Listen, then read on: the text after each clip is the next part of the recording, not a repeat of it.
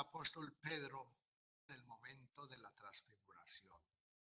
Señor, qué bueno es estar aquí, aquí calentitos, bien acogidos, nadando en la palabra de Dios y disfrutando de su presencia. Bien, quiero comenzar rendiéndole un pequeño homenaje y una memoria muy agradecida al Señor por el don de Fray Juan de la Cruz. De tal manera que nosotros nos alegremos de tener este gran regalo tan al alcance nuestro y que con su enseñanza y su luz nos ha hecho progresar tanto en el camino de la experiencia de la salvación. Refiriéndome a la primera charla de ayer, voy a tomar unos versitos del primer romance sobre el Evangelio in principio et verbum, que el santo lo llama acerca de la Santísima Trinidad. Y mire qué paralelo tiene precisamente con el prólogo que nos leía ayer el padre Francisco Javier. En el principio moraba el Verbo y en Dios vivía, en quien su felicidad infinita poseía. Mismo Verbo Dios era, que en el principio se decía. Él moraba en el principio y principio. Él era el principio, eso de él carecía. El Verbo se llama Hijo, que en el principio nacía. Después de presentarnos en ese primer romance todo el don y la gracia de poder conocer y acercarnos a Dios en fe, para verle vivir en esa felicidad tan plena y tan gozosa, pues la que tiene el Padre en el Hijo y el Hijo en el Padre, pues viene que se da un movimiento interior muy singular en Dios. Ese movimiento interior que se da en Dios es tanta felicidad y tanto gozo, tanta plenitud, la quiero compartir. Por eso toma la decisión de salir de sí. Recordamos que ayer nos decía el padre Francisco Javier que dentro de ese dinamismo de abajarse, de salir de sí, está precisamente dos grandes manifestaciones. La primera gran manifestación de la salida o abajamiento de Dios es la creación. ¿Y cómo concibe Dios la creación? Como un gran regalo para las bodas de su Hijo con la entera humanidad. Por eso nos presenta el santo la obra de la creación como la creación del palacio para la esposa. De tal manera que el Señor sale de sí por un doble movimiento de amor. Un movimiento de amor grandísimo por su Hijo Jesús, por su Hijo el Verbo, el Logos. Y un movimiento de amor tan grande por la creación que quiere precisamente elevarla para que disfrute de los dones que el mismo Dios tiene en Cristo Jesús y quiere compartir con toda la humanidad. Y cuando nos está presentando precisamente la esperanza y la plenitud de aquello que nos ofrece, dice, los de arriba poseían el esposo en alegría, los de abajo en esperanza de fe que les infundía, diciéndoles que algún tiempo Él los engrandecería y que aquella su bajeza Él la levantaría, de manera que ninguno ya la vituperaría. En todo semejante Él a ellos se haría. Fíjese, todo semejante Él a ellos se haría. Y se vendría con ellos, y con ellos moraría. Y que Dios sería hombre, y que el hombre Dios sería. y trataría con ellos, comería y bebería, y que con ellos continuo él mismo se quedaría hasta que se consumase este siglo que corría, cuando se gozaran juntos en eterna melodía, porque él era la cabeza de la esposa que tenía, la cual todos los miembros de los justos juntan, son cuerpo de su esposa, a la cual tomaría en sus brazos tiernamente, y allí su amor les daría, y que juntos en uno el Padre la llevaría, donde él mismo se deleita, que Dios gozaría, que como el Padre y el Hijo y el que de ellos procedía, uno vive en el otro, así la esposa sería, que dentro de Dios absorta, vida de Dios viviría. Estos versitos tan simples, tan populares, en este romance, como quien dice, tan de todos, nos presenta todo lo que podemos decir de Dios y de la encarnación de Jesús y de todo lo que estamos diciendo acerca del Adviento y de ese tema que hemos escogido para esta jornada de retiro, que es precisamente lo propio del amor, lo propio de la misericordia, es abajarse. Ese abajarse en este momento ya es un anacronismo verbal. Técnicamente en la escritura lo llaman la kenosis de Dios. Y el apóstol Pablo toma el nombre de anonadamiento. Es decir, aquel movimiento interno de Dios que lo lleva a salir de sí, primero en la creación y segundo en el don de Jesucristo en la encarnación. Y yo le agregaría otro punto de referencia muy importante: el abajamiento de Dios, que se hace uno de tantos, y por lo tanto el abajamiento de Dios en cada una de las criaturas que sale de su mano. Porque como bien lo dice la teología, y lo enfatiza muy bien San Juan de la Cruz, cada uno de nosotros, cada ser humano que existe, es obra del amor gratuito y generosísimo de parte de Dios, que se mete dentro de cada persona que hace y allí se queda. De tal manera que cuando dice en el principio moraba el verbo y en Dios vivía, también nos recuerda inmediatamente el versículo 14 del primero de Juan: y el verbo se hizo carne y puso su morada en nosotros. Y también nos remite al 14 de Juan: si alguno me ama, mi Padre le amará, y vendremos a él y estableceremos nuestra morada en él. E inmediatamente nos proyecta a la primera carta de Juan: hijos y hermanos míos, en este momento somos hijos de Dios, pues lo somos.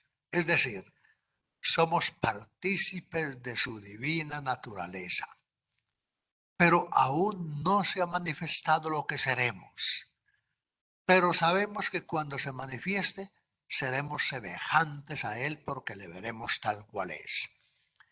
De tal manera que, con base en esta presentación que nos hace el romance In Principio ad Verbum, que entre otras cosas, como es una poesía tan fácil de leer, tan engolosinante, se la recomiendo para que en momentos de soledad o de ocio o de descanso lo vuelvan a leer, todos esos romances del santo, que no es poesía complicada desde el punto de vista técnico de la poesía, sino que es riquísimo en un contenido de un credo que vive muy profundamente San Juan de la Cruz.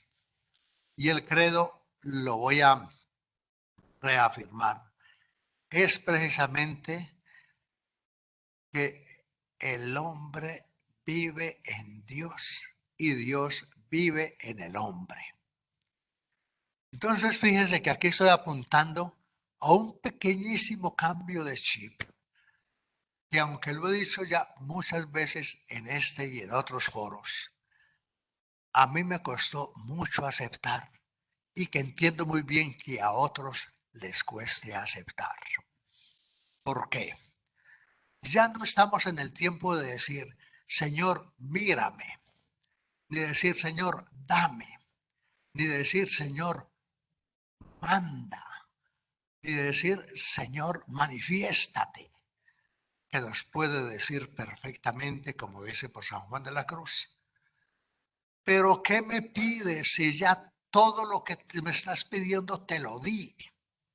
Si ya lo tienes, si ya está en ti, ¿qué me estás pidiendo de más? Es como si hoy nosotros, los carmelitas en todo el mundo, hubiéramos amanecido en una gran rogativa diciéndole, Señor, danos a San Juan de la Cruz. Mira que lo necesitamos. Necesitamos a Juan de la Cruz que nos enseñe el camino para estar contigo. Y el Señor se dice, hace 453 años inauguré la familia carmelitana descalza en él y tú no has caído en la cuenta. O sea, pidiéndome lo que ya te di, me haces agravio.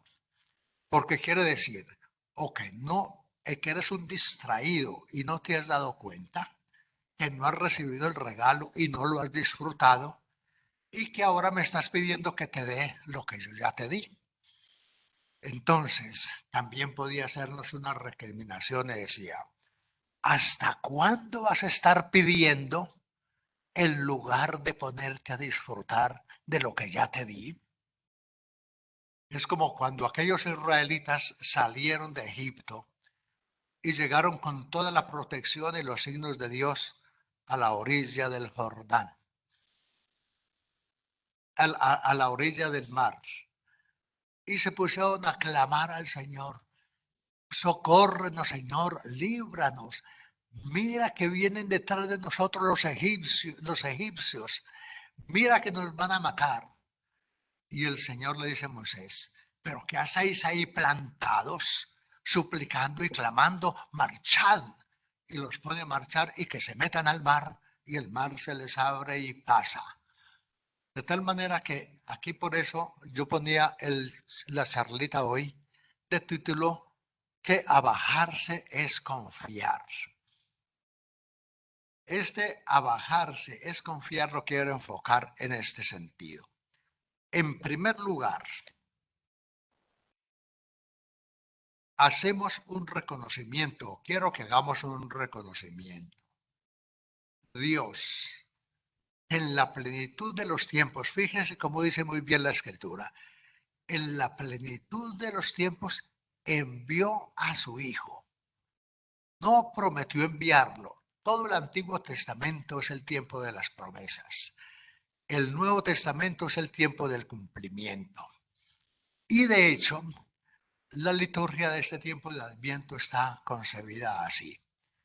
En la primera lectura que leemos los domingos se nos presenta la promesa. En el Salmo se canta y se agradece el don de esa promesa. En el Evangelio se nos presenta el cumplimiento de esa promesa ya en Jesucristo. Llegada la plenitud de los tiempos, envió a su Hijo. Tanto amó Dios al mundo que le dio a su Hijo. Entonces en el Evangelio se nos presenta el cumplimiento de la promesa. Y en la segunda lectura se nos presenta cómo vivir esa promesa en la vida práctica. Entonces, ya el tiempo de las promesas pasó. El Dios de las promesas dio paso al Dios del cumplimiento. Y por eso, desde nuestro Señor Jesucristo, estamos viviendo los últimos tiempos.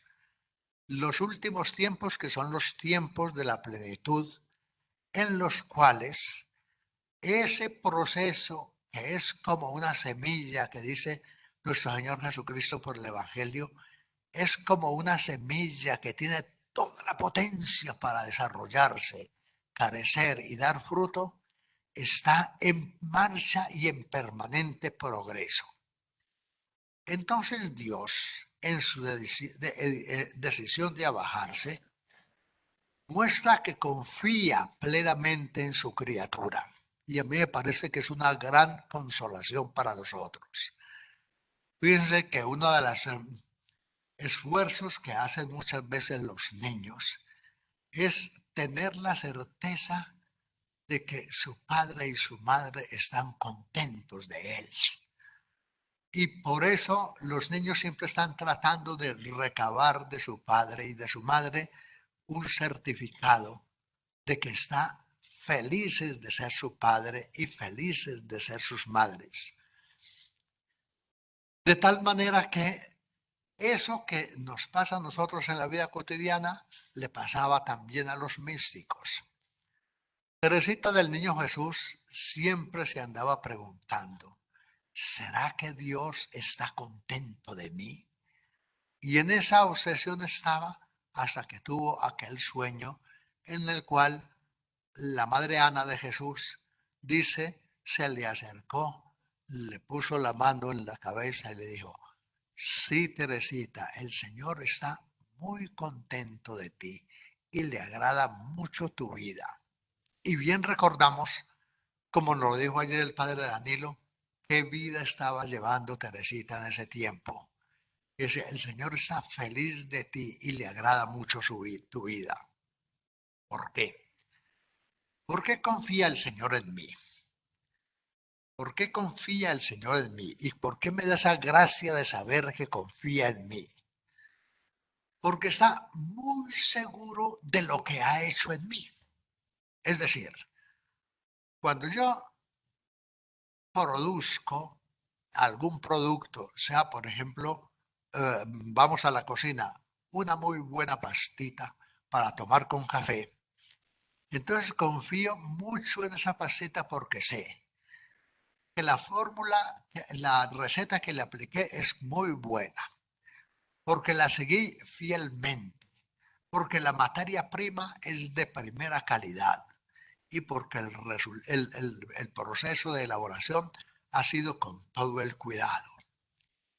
Dios, como quien dice, no improvisa y manda gente a la tierra como churros a ver qué sale, por si cuela.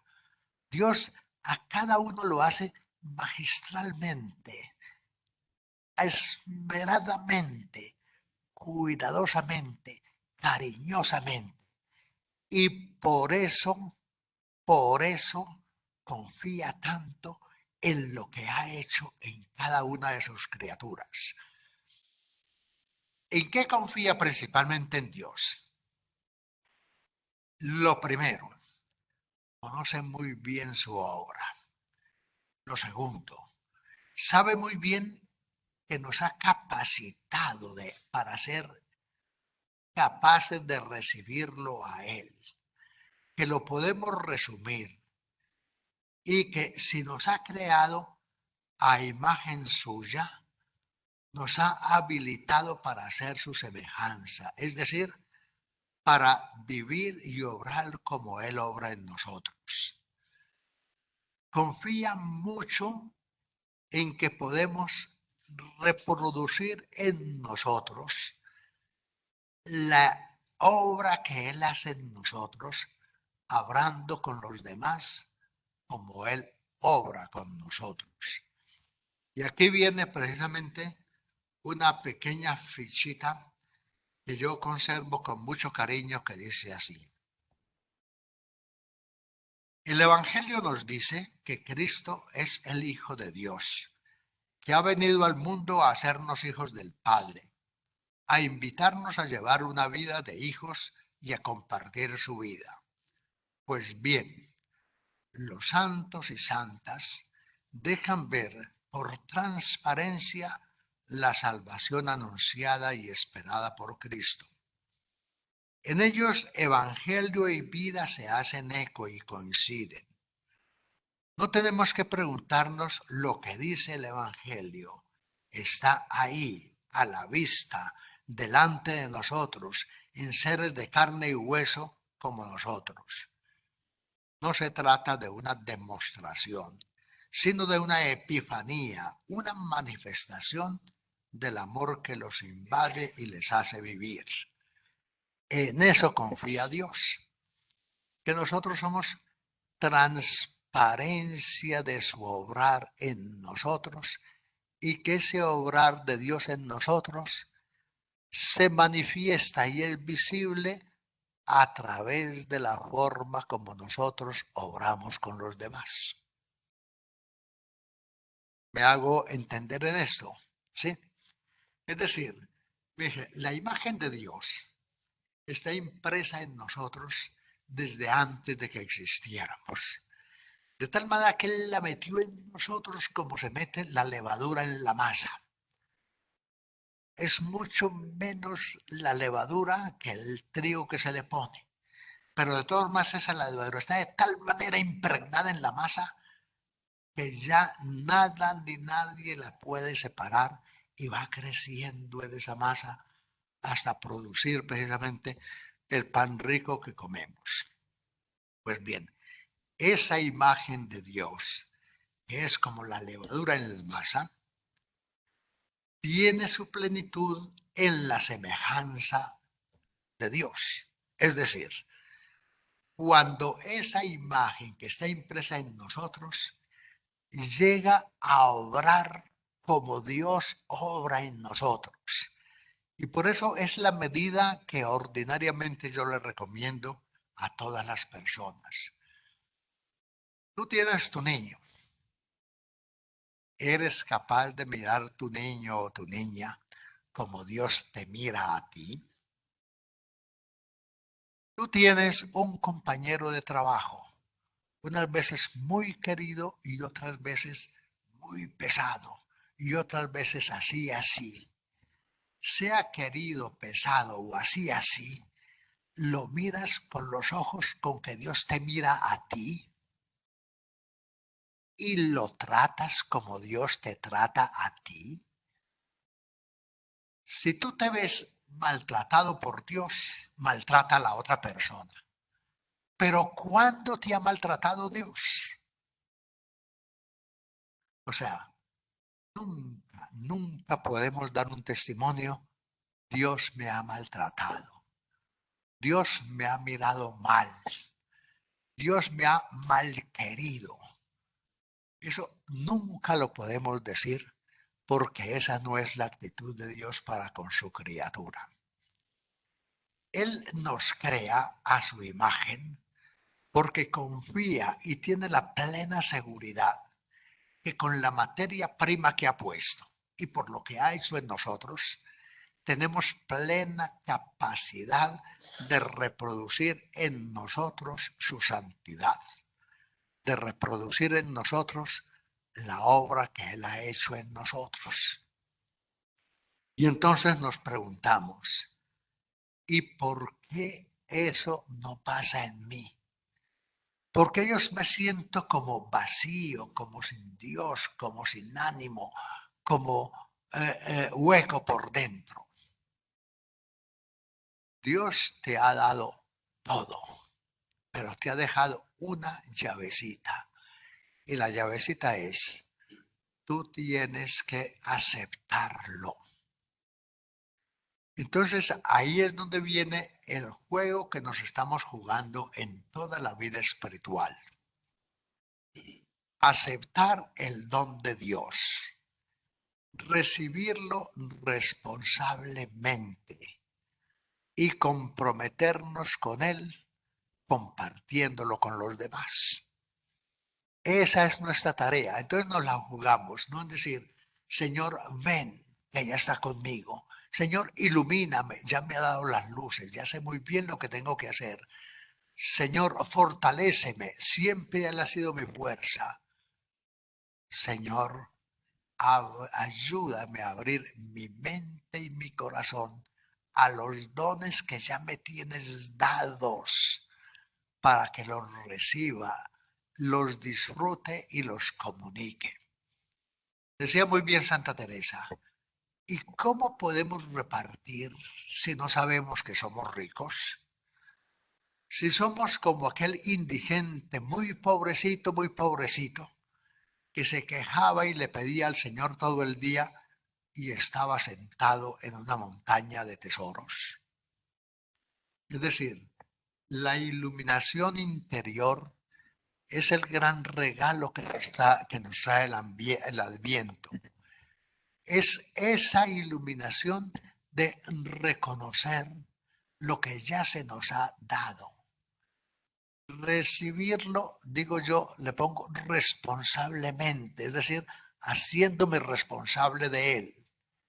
Y al mismo tiempo repartirlo con tanta generosidad como a mí se dio, como en mí se dio. Y esa sería una segunda insistencia. La insistencia es que el Dios que se da a sí mismo, a cada uno de nosotros, con el don mismo de la creación, nunca nos está cobrando intereses, nunca nos está reclamando. Y que cuando nosotros caemos en la cuenta y queremos rendirle un agradecimiento por todo lo que nos ha dado, Él nos dice, anda y haz tú lo mismo. Estás muy agradecido porque has recibido tu ser, tu mente, tu cuerpo, virtudes, dones, valores, oportunidades. No vengas a traérmelos a mí, que yo te los di. No te los estoy reclamando, ni los necesito. Anda y haz tú lo mismo. Haz tú lo mismo con tu hermano, con tu compañero, con tu esposa o tu esposo, con tu hijo o con tu hija. Haz tú lo mismo. Y entonces por eso hay como una corrección en el chip mental. Dios no es un inversor que invierte en nosotros para sacar réditos para Él. Dios es un dador, un donador, un regalado que se está siempre dando para que nosotros aprendamos, sepamos y practiquemos lo que Él hace con nosotros. Siempre don, siempre don, siempre regalarse. De tal manera que yo no tengo a mi hijo o a mi hija o a mi amigo o a mi hermano como una inversión de cariño. Lo tengo es como un don que Dios me ha dado y a quien yo mismo me doy para que Él sea a su vez don para los demás. Otra actitud del aterrizaje de lo que decíamos ayer es esa. Que no solamente nos reconozcamos en el grandísimo don y obra maravillosa que Dios ha hecho en mí, sino que me comporte y viva como Dios se comporta conmigo. Ahí está un dinamismo para la semejanza muy importante. Y el dinamismo para la semejanza es, yo he recibido, me doy. Yo tengo todas las oportunidades de crecer cultivadas y favorecidas por Dios. Ayudo a otros a crecer. Decía el Papa Francisco precisamente que son dos verbos que caracterizan la misericordia, la gratuidad y la ayuda. La gratuidad y la ayuda. Y la ayuda es para que el otro crezca, ayudar a crecer. Y por eso Dios se abaja y confía en nosotros, no para mostrarnos su gran poder y denunciar nuestra pequeñez, sino para engrandecernos y hacernos dioses como Él por participación.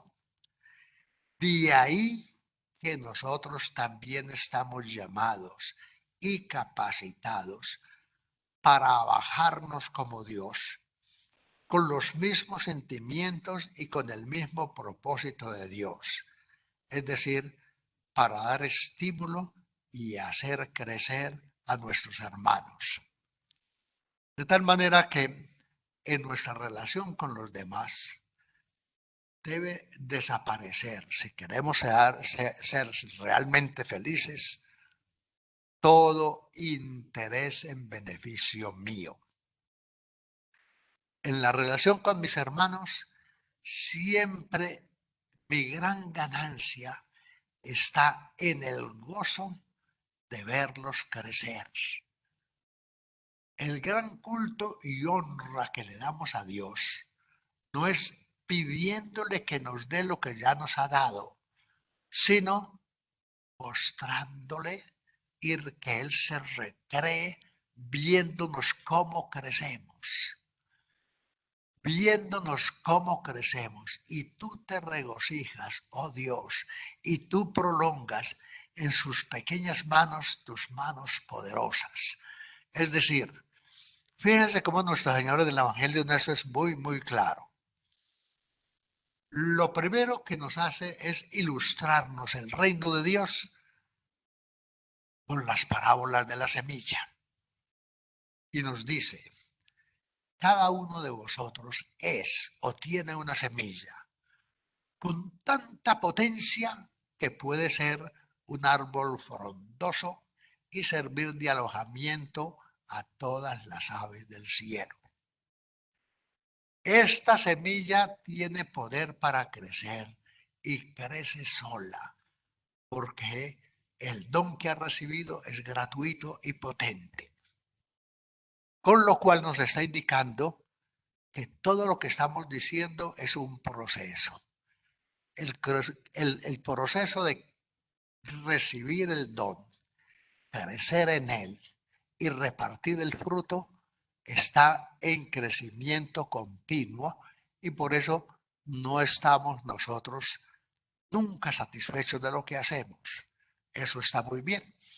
Es pedagogía del Espíritu Santo. Porque si llega un momento en que nosotros nos sentimos satisfechos, en ese momento nos estancamos. Y por eso la dinámica que presenta el Señor es la que nos da por Corintios. Nos vamos transformando, vamos creciendo de gloria en gloria, de gloria en gloria. O como decía Santa Teresa, vamos siempre de bien en mejor, de bien en mejor.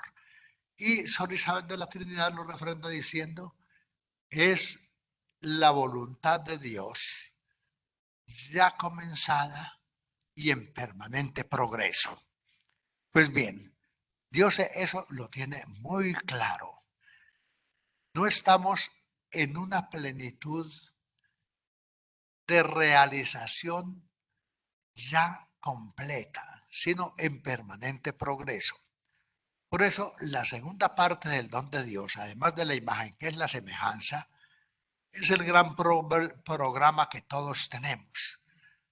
El gran programa que todos tenemos es el que se desarrolle en nosotros la semejanza, porque obramos como Dios obra en nosotros a través del cotidiano. Entonces quiere decir, hoy yo soy generoso y doy gratuitamente, pero mañana también y pasado mañana mejor. Y el miércoles muchísimo mejor. Siempre voy creciendo en esto de que se desarrolle en nosotros la imagen de Dios. Por eso, fíjense el versículo del apóstol Pablo que leímos en la mañana. Decimos, es hora que despertéis del sueño.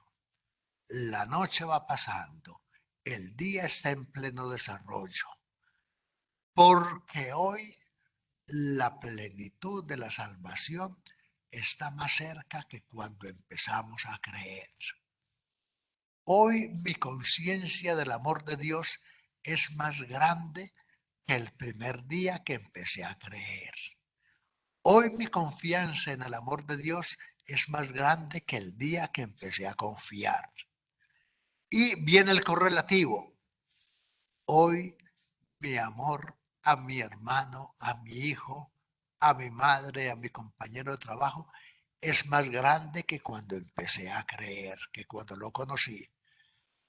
Hoy mi generosidad es más gratuita que cuando empecé a ser generoso. Todo va creciendo, y eso es precisamente el sentido de la oración.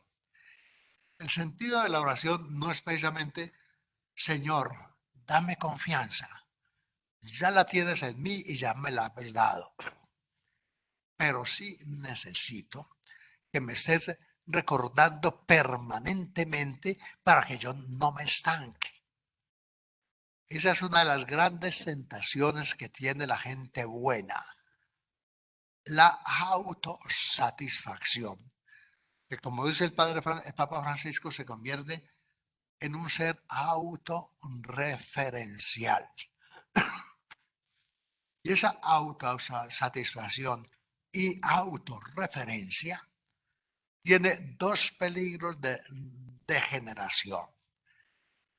La primera es, los dones de Dios tanto crecen cuanto se comparten.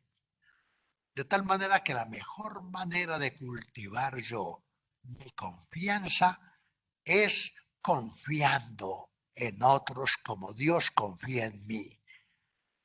Tanto crece mi confianza cuanto confío en mi hermano o mi hermana o mi hijo o mi hija o mi hermana de comunidad. Eso es hacer crecer la confianza. Y si dejamos de compartirlo, la confianza se estanca, se anquilosa, se vuelve artículo de voceo, se vuelve en un quiste que más que ser vital es perjudicial. Todos los dones de Dios han de cultivarse compartiéndolos. Ese es un punto de vista.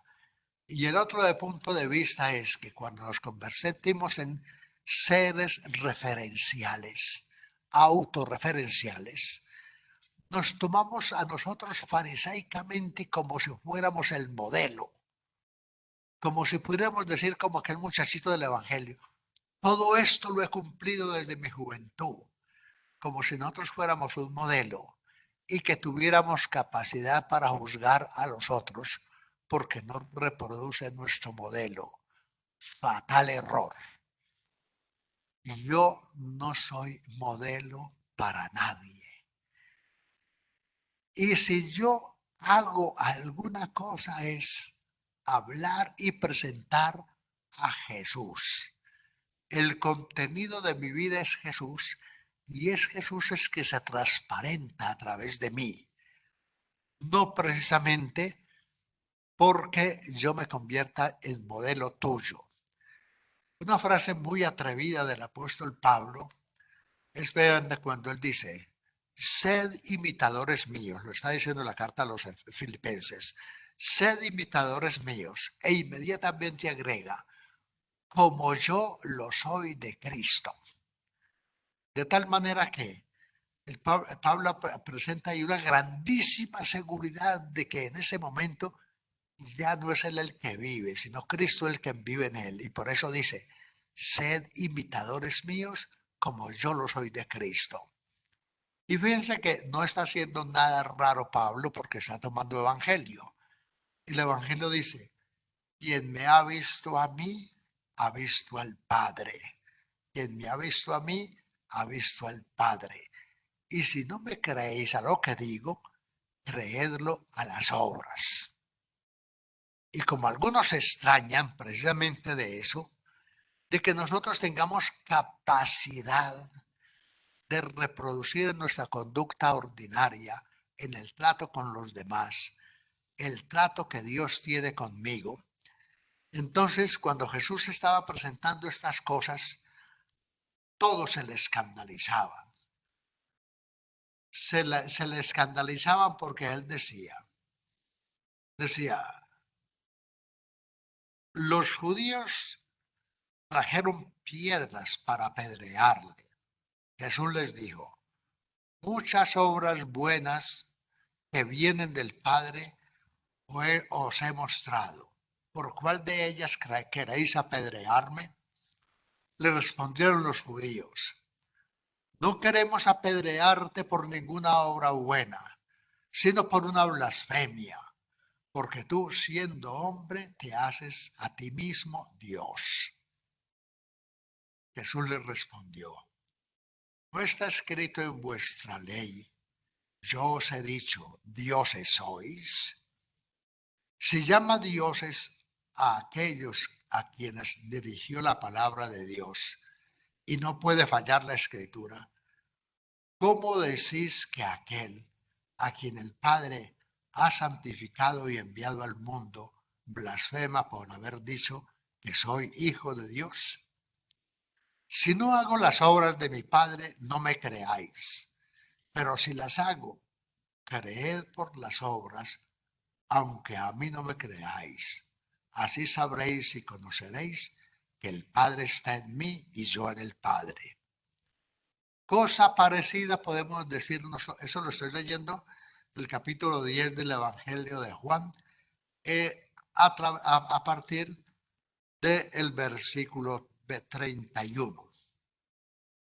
Pues bien, lo mismo podrían decir de nosotros, o podríamos decir, ¿cómo sé yo que vivo como Dios? Que vivo a lo Dios, que obro a lo Dios. ¿Cómo lo sé? No puedo yo autocertificarme porque bien lo dice el apóstol. No está bien el que a sí mismo se glorifica, sino aquel que es por Dios glorificado. Entonces, que lo digan mis obras. O sabrás, mi forma de vivir y comportarme contigo en lo máximo, en lo grande y en lo pequeño es obra divina. ¿Y cómo descontamino yo esa obrita pequeñita o grande que hago por ti para que sea divina y no sea como quien dice obra, digamos, manchada por mí? Muy sencillo, muy sencillo. La fórmula es simplísima. No te busques nunca a ti mismo en aquello que haces. No te busques a ti mismo en aquello que haces, ni busques sacar rédito o ganancia de nada de cuanto haces.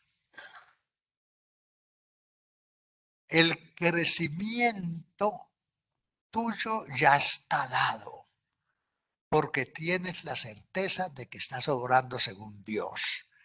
De tal manera que no estás buscando tu gloria, sino que Dios se ha glorificado a través de lo que haces. Y el rendimiento está garantizado, porque aquella personita en la cual yo obro de esta manera, lo aprovecha y lo gusta y lo disfruta. Y ese es mi gusto y satisfacción. Y me pregunto, ¿y qué hago si la persona no rechaza ni quiere el don, ni lo aprecia y lo desperdicia? Eso es problema de la persona, ya no es problema tuyo. Tú no quieras ni recuperarlo, ni llorar, ni tirarte a ver cómo recuperas, porque eso quiere decir que te estabas buscando a ti mismo en ese don. Ya es asunto de la personita a quien se lo di, que lo reciba, lo aprecie, lo disfrute. Pero yo se lo di, se lo he dado como se lo tengo que dar. Y por eso esto es una muy profunda corrección para todo el problema de la educación de los hijos, de la relación de pareja, de la educación de los niños en los colegios y de la formación de las personas. Yo me aseguro de quererlos como Dios los quiere. Me aseguro de darles lo que está en mí como don de Dios para ellos. Me aseguro de que yo no me esté buscando en eso, ni esté buscando réditos. Y dando lo que tengo, como Dios me lo dio, ahí está mi gozo y mi alegría. Es lo mismo que han hecho conmigo. Fíjense, es que no estamos buscando ni descubriendo, digamos, el agua bendita. Es lo que Dios ha hecho conmigo. Fíjense lo que decía al comienzo. Dios confía plenamente en mí porque sabe muy bien lo que ha hecho en mí. Y sabe que tengo plena capacidad para llegar a ser semejanza suya y obrar como Él. Y no deja de dárseme. Entonces, el don de Dios que siempre me está ofrecido, nunca me será quitado. Por el apóstol, en capítulo 9 de los Romanos, dice que los dones de Dios son irrevocables. Una vez que los dio, no quiere recuperarlos. Los dones de Dios son irrevocables. Y nosotros sacamos la conclusión. La gloria de Dios está en que yo aproveche ese don, lo disfrute y lo comunique sin retener nada para mí. Porque lo que yo quiera retener para mí es empobrecimiento del don. Pues bien, vuelvo a tomar la última idea. También nosotros estamos llamados y capacitados para bajarnos como Dios, con los mismos sentimientos y con el mismo propósito de Dios. Es decir, para dar estímulo y hacer crecer a nuestros hermanos. Y entonces vienen, pero si Dios confía tanto en mí y me tiene tanto cariño, ¿por qué yo me paso las que me tengo que pasar? ¿Y por qué Teresita, como nos decía ayer el padre Camilo, pasó por las que tuvo que pasar? Mira, hay una cosa misteriosa en este cariño de Dios. Y es que Dios nos quiere tanto y confía tanto en nosotros que nunca tiene ningún movimiento de sustituirnos. Es decir, Él como quien dice, asume toda la naturaleza humana para llevarla a plenitud, pero no para sustituir al ser humano en su tarea. La bendita Teresita gozaba de toda la confianza de Dios y sabía Dios que tenía toda la capacidad de pasar por las que pasó sin que Dios la sustituyera. No la sustituyó en ninguna de las crisis abandónicas que tuvo, ni con su madre, ni a la muerte de su madre, ni a la ida al claustro de su hermana. Nunca la sustituyó. No la sustituyó en la abadía, en toda aquella autotimidez suya que le impedía relacionarse con los demás, y ella misma dice después que en su casa vivía como una idiota. No la sustituyó en la crisis de los escrúpulos, ni la sustituyó en aquella extraña enfermedad. Dios estaba ciertamente en ella y con ella. Y por eso ella dice, cuando hace balance de sus primeros 14 años de su vida, nunca me faltó la confianza o la fe en Dios. Dios estaba con ella, pero Dios no la sustituía. Cuando llegó la gracia de Navidad, ¿qué fue lo que descubrió Teresita? Aquella niñita que se había quedado estancada a los 4 años era totalmente autorreferente. A los 14 años dice, se abrió mi corazón y entró en ella la caridad. A partir de ahí ya no era Teresita, era el amor el que obraba a través de mí. Y dice, y desde entonces fue feliz. A los 14 años descubrió todo el don de Dios. Lo asumió, lo disfrutó y lo puso al servicio de los demás. Y la primera gracia que tuvo, esa salida de sí de Teresita, fue precisamente lo que ella llama la convención de Prancini. Pues bien, fíjense que es muy, como quien dice, muy aleccionador. Y eso nos lo repite también San Juan de la Cruz en el capítulo 22 del libro de su vida. Nos dice, lo que Dios te capacitó para que tú hagas, no lo hace Él por ti, ni lo puede hacer nadie por ti. Lo tienes que hacer tú, es tu tarea. Y entonces ahí nos explicamos muchas de las cosas en las cuales nosotros pensamos que Dios no nos oye, que Dios no nos escucha, que nos hace sufrir más de la cuenta, que no. En eso nos está queriendo muchísimo. Y nos está queriendo muchísimo precisamente porque dice, yo sé de qué te hice, sé de qué tienes capacidad. No te voy a privar por ningún motivo de que hagas lo que tú puedes hacer por ti. Y en eso no tengas temor, que yo estoy contigo. En ese sentido es que entendemos aquella expresión de San Juan de la Cruz cuando nos dice que no puede ver el amoroso esposo de las almas, ver a su amante padecer muchas penas sin acudir pronto a socorrerla. ¿Cómo es esa acudir pronto a socorrerla? Es como acudió a socorrer a los discípulos en la travesía del mar. Es hacerles caer en la cuenta de que Él está con ellos, de que no los abandona y que en el peligro de las olas Él está ahí bailando con ellos, corriendo el mismo peligro. No te importa que perezcamos, me importa tanto como si yo perezco, pero estáis conmigo, no tengáis miedo.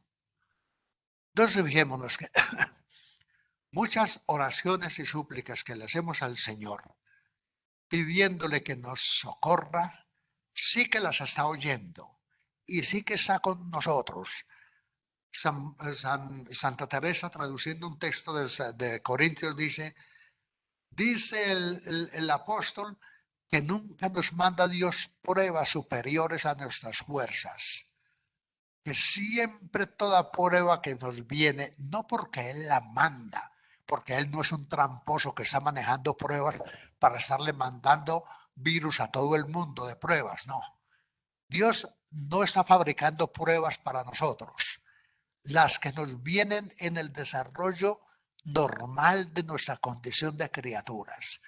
Ninguna de esas pruebas o de esas dificultades que tenemos son superiores a nuestras fuerzas. Y agrega la santa con cierta ingenuidad, y que Dios está con los afligidos.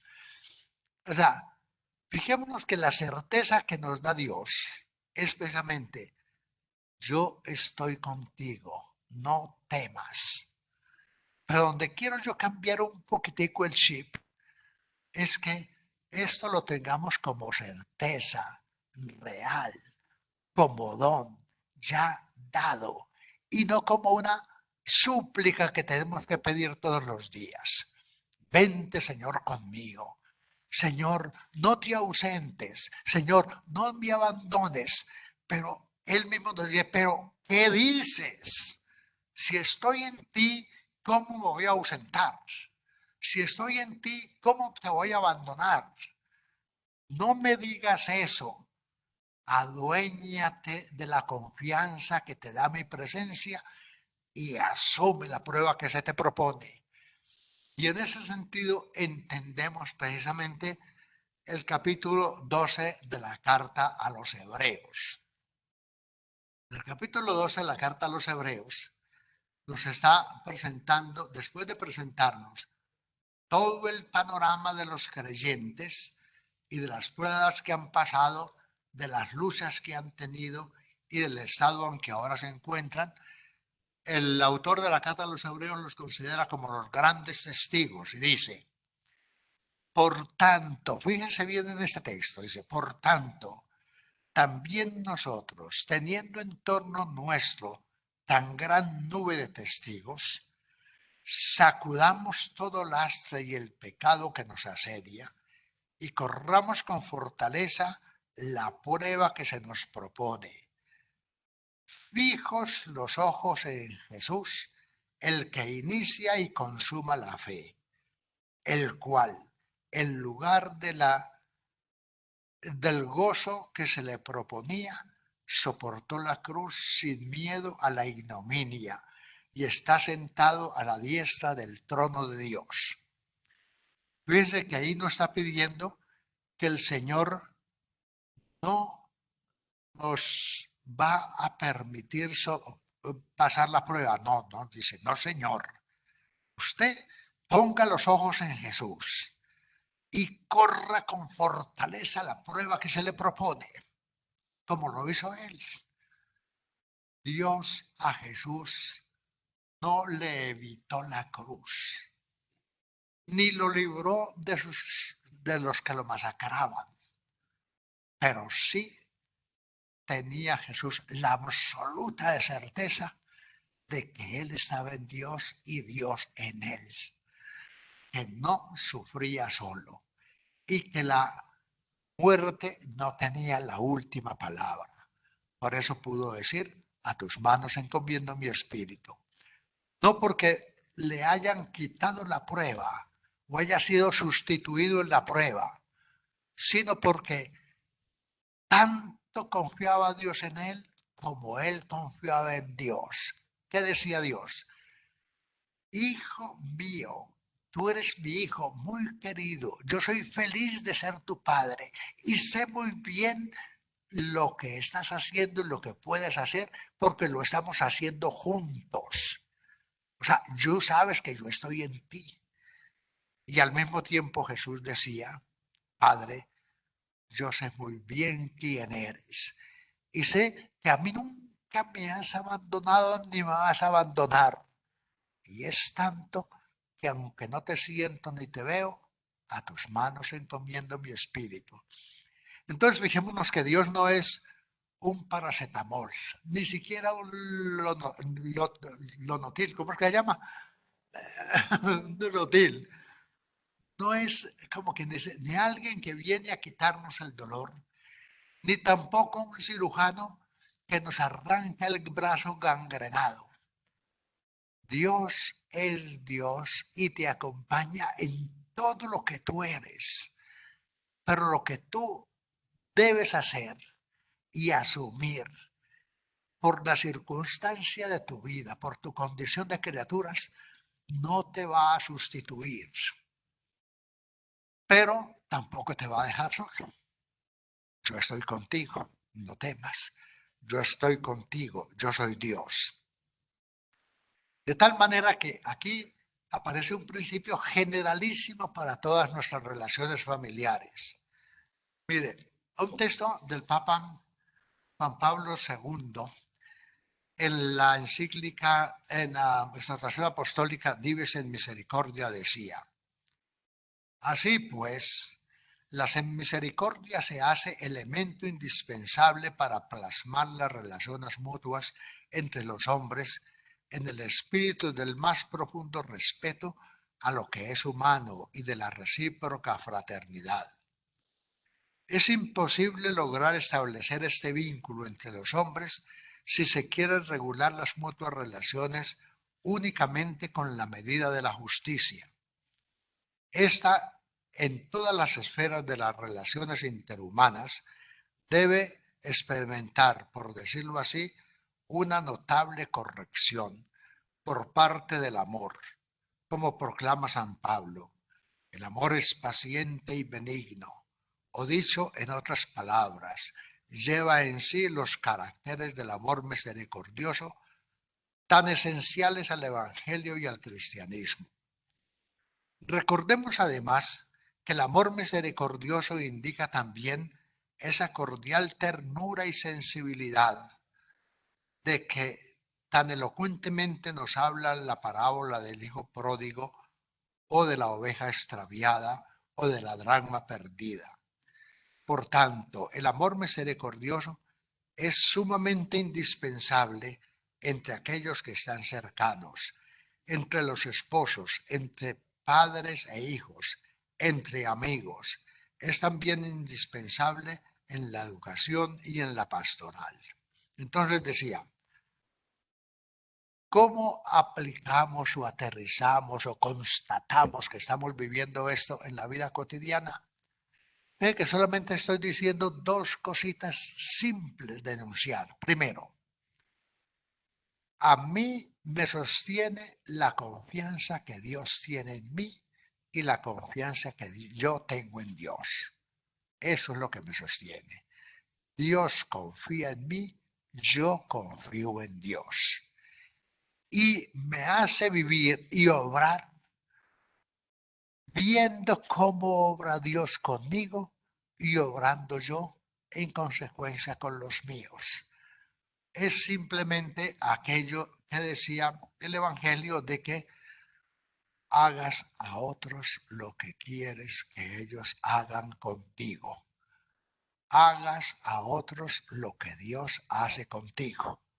Ese es el criterio para aterrizar todo lo que oímos ayer sobre el verbo que puso su morada en nosotros y que decía, expresa precisamente la segunda gran manifestación de la Trinidad saliendo de sí, la creación y la encarnación. Y hoy le agregábamos, obrando en nosotros y a través de nosotros, donde realmente se ha hecho uno de tantos y viviendo como Él vivió. Entonces, ¿qué decís? ¿Nos enredamos la vida o la simplificamos? Mire qué dicha tan grande, qué dicha tan grande saber que ya somos hijos de Dios. Entonces, no pidamos más lo que ya tenemos. Disfrutémoslo y compartámoslo. El chip se cambia y les da otro aire a nuestra vida. Así que gloria al Padre, al Hijo y al Espíritu Santo. Muera en el principio, ahora y siempre, por los siglos de los siglos. Amén. Bendigamos al Señor. Saludo muy especial a las madres carmelitas. Veo aquí madres de Badajoz. Disfrutad muy bien en Badajoz y compartir con todas las hermanas. Bueno, a todas las que han seguido, a todos los que han seguido por internet, muchas gracias porque sé que se requiere no poca paciencia y voluntad para perseverar en estas charlas sin distraerse. A los presentes, aplauso y felicitación. Nunca los había visto tan concentraditos, tan contentitos, tan a gusto, de tal manera que disfrutarlo bien. Y ahora, de aquí a la Eucaristía, que es a la 1:30, dentro de 2 horas, himnos, alabanzas, nación de gracias, bendecir al Señor, porque mire que tanta seguridad nos da y cómo nos ilumina nuestra vida cotidiana. Así que nada, buen rato de meditación y feliz Eucaristía.